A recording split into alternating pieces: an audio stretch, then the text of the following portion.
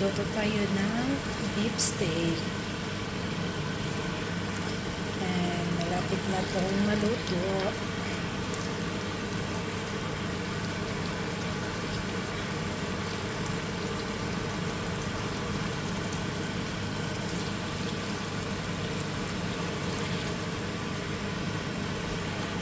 I-juice na lang natin yung sauce niya. Tapos, okay na to. Ganun. Nakain ba kayo ng liver? Masarap tong liver. Good for iron. And, pag kayo ay anemic, kulang kayo sa dugo, ito lang yung solusyon. Yan. So, yan. Malapit na to. Kunti na lang.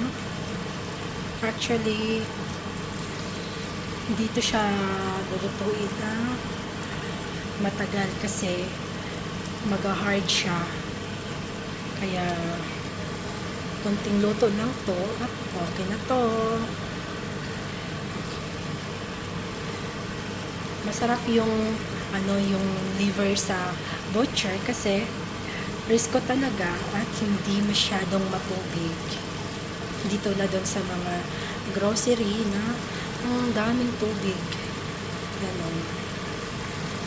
Yan.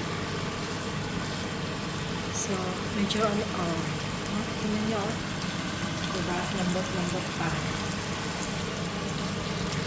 Basta wag lang siyang i-overcook. Halo-halo lang hanggang mahalo.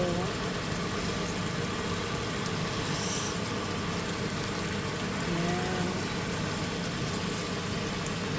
So, ready na ang ating liver.